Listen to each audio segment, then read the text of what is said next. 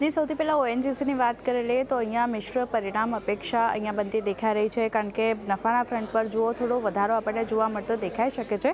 ખાસ કરીને જે 8,240 કરોડની આસપાસ નફો હતો ત્યાંથી વધી 8,250 કરોડની આસપાસ પહોંચતો દેખાઈ શકે છે.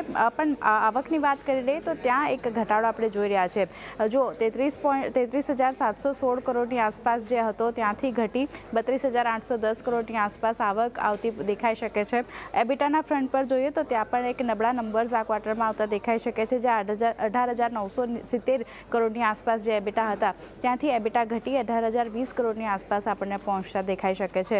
માર્જિનની વાત કરી લઈએ તો ત્યાં પણ એક નરમાશ અપેક્ષા બનતી દેખાઈ રહી છે. 56.3% માર્જિન જે હતા ત્યાંથી ઘટી 54.9%ની આસપાસ રહેતા દેખાઈ શકે છે. તો માર્જિનને લઈને, એબિટાને લઈને અને નફાના ફ્રન્ટ પર થોડી ઘણી ચિંતા જે છે તે અહીંયાથી બનતી દેખાઈ શકે છે અને આવક પણ ખાસ કરીને ઘટતી દેખાઈ શકે છે.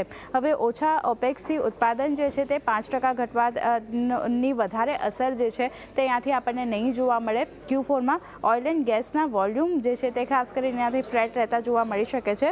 ક્રૂડ ઉત્પાદન 2% QOQ અને યર ઓન યરની વાત કરી લઈએ તો 4% ઘટવાનો અંદાજ પણ અહીંયા બનતો દેખાઈ રહ્યો છે.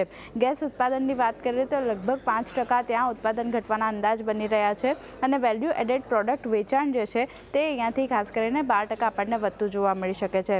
હવે ખાસ કરીને ક્યાં ફોકસ કરવાનું રહેશે તો કેજી બેસિનના ઉત્પાદન વધારે નહીં વધવાથી ડાઉનસાઇડ રિસ્ક જે છે તે અહીંયાથી કેટલું છે તે મહત્વનું રહેશે, કારણ કે આપણે જોયું છે આ નવી સાઇટ જે છે કેજી બેસિન ત્યાં ઉત્પાદન જેટલું જોઈએ એટલું આપણે નથી જોવા મળ્યું, તો ત્યાં એક ડાઉનસાઇડ રિસ્ક આપણને બનતું દેખાય છે. પણ એ કેટલું છે તેના પર એક નજર રાખવાની રહેશે. ક્રૂડની કિંમતો ઘટવાથી પણ ડાઉનસાઇડ રિસ્ક થોડું ઘણું બનતું દેખાઈ રહ્યું છે, તે ત્યાં પણ ફોકસ કરવાનું રહેશે. બ્રેન્ટનો ભાવ આપણે જાણીએ છીએ $70 નીચે આપણને આવતો દેખાયો છે અને ગેસ ઉત્પાદન વધારવાને લઈ જે રીતે અપડેટ કંપની કઈ રીતે અપડેટ કરે છે તેના પર પણ ખાસ એક ફોકસ રાખવાનું રહેશે. પણ ઓવરઓલ કહી શકાય એક મિશ્ર નંબર્સ જે છે તે ઓએનજીસી તરફથી આપણને આ ક્વાર્ટર દરમિયાન બનતા દેખાઈ શકે છે. એટલે જો એક આ અનુમાન અહીંયાથી ખાસ કરીને ઓએનજીસીને લઈને છે. ઇન્ડસઇન્ડ બેંકને લઈને આરતી શું અનુમાન છે? હવે વાત કરી લઈએ ઇન્ડસઇન્ડ બેંકની, તો ઇન્ડસઇન્ડ બેંક માટે નંબર્સ આપણને જોઈએ તો ખાસ કરીને 2,349 કરોડના નફો હતો એની સામે 280 કરોડની ખોટ બેંકને થતી જોવા મળી શકે છે. એનઆઈઆઈની વાત કરી દઈએ તો લગભગ યર ઓન યર બેઝિસ પર 7% એનઆઈઆઈ ઘટતા જોવા મળી શકે છે. જે 5,376 કરોડની આસપાસ હતા ત્યાંથી ઘટી અને 4,950 કરોડની આસપાસ આપણને આવતા દેખાઈ શકે છે. નેટ ઇન્ટરેસ્ટ માર્જિનની વાત કરી તો ત્યાં પણ એક જો જે 4.3% પર હતા ત્યાંથી ઘટી અને 3.8%ની આસપાસ આપણને આવતા દેખાઈ શકે છે. એટલે નેટ ઇન્ટરેસ્ટ માર્જિન પણ ઘટી શકે છે. ખાસ કરીને લોન ગ્રોથની વાત કરી લઈએ તો Q4માં તે 3.5% રહેવાની ધારણા બનતી દેખાઈ રહી છે, જ્યારે ડિપોઝિટ ગ્રોથ જે છે તે લગભગ 5% આપણને રહેતો જોવા મળી શકે છે. ડેરિવેટિવ નુકસાન, MFI સ્લીપેજ જે છે એના પરિણામો પર અસર કઈ રીતે જોવા મળશે તેના પર ખાસ ફોકસ રાખવાનું રહેશે, કારણ કે આ બંને સેગમેન્ટ જે છે તે અહીંયા પરિણામો પર અસર કરતા દેખાઈ શકે છે.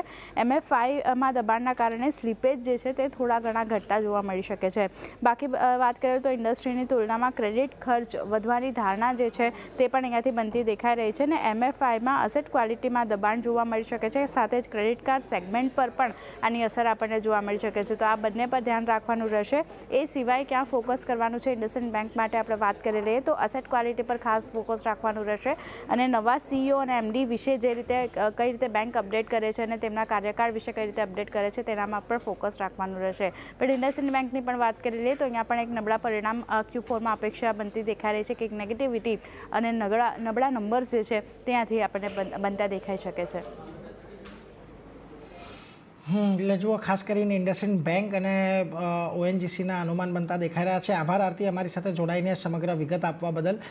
તો જુઓ આ બંનેના પરિણામો આવતીકાલે આવશે એટલે એના પર એક ખાસ ફોકસ રાખીશું. પરંતુ નીરવજી, ઇન્ડસઇન્ડ બેંક તમે કઈ રીતે ધ્યાન રાખી રહ્યા છો અહીંયા? એનું કારણ એ પણ છે કે અત્યારે જુઓ આપણે ઘણા બધા રિપોર્ટ્સ આવતા જોયા, ફરી પાછું એમના પર છેલ્લે જે પેલા ઇન્ટરેસ્ટ 675 કરોડની ઇન્ટરેસ્ટની રકમ માટેના એક જે ક્લેમ્સ આવતા દેખાયા, ઇન્ટરનલ ઓડિટ કમિટીનો રિપોર્ટ હતો એને લઈને પણ થોડો ઘણો અહીંયાથી નર્વસનેસ દેખાય. ઓવરઓલ હવે અહીંથી તમને શું અપેક્ષા બનતી દેખાઈ રહી છે? બહુ જ ક્લિયર વ્યૂ છે. જ્યાં સુધી આ બધી અનસર્ટેનિટીઝ હોય છે, ત્યાં સુધી અમે લોકો બહુ જ એક ક્લિયર વ્યૂ આપીએ છીએ અમારા એડવાઇઝર્સને અને અમારા ક્લાયન્ટોને પણ કે જ્યાં સુધી આ બધું સેટલ નથી થઈ જતું, it is better to avoid. કેમ કે from a trading perspective also and from an investment perspective also કોઈ ક્લેરિટી નથી. એન્ડ ટાઈમ એન્ડ અગેન નવા ન્યૂઝ આવતા હોય છે which are actually adverse from an investment perspective. So then why you should burn your hands in such a company? Clearly આ particular સ્પેસમાં ઘણી બધી સારી બેંક્સ અવેલેબલ છે જ્યાં બહુ જ સારા નંબર્સ આવ્યા છે. ફોર એક્ઝામ્પલ આઈસીઆઈસીઆઈ બેંક હોય કે પછી એચડીએફસી બેંક હોય.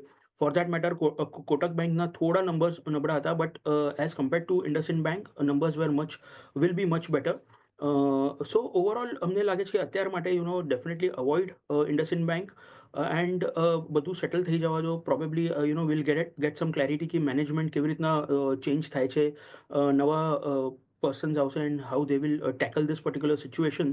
So it is definitely advisable to avoid this at this point in time. 10% મોંઘું મળશે, બટ જ્યારે ક્લેરિટી હશે ત્યારે આપણે આમાં વિચારશું અને ઇન્વેસ્ટ કરશું. But at this point in time avoid IndusInd bank.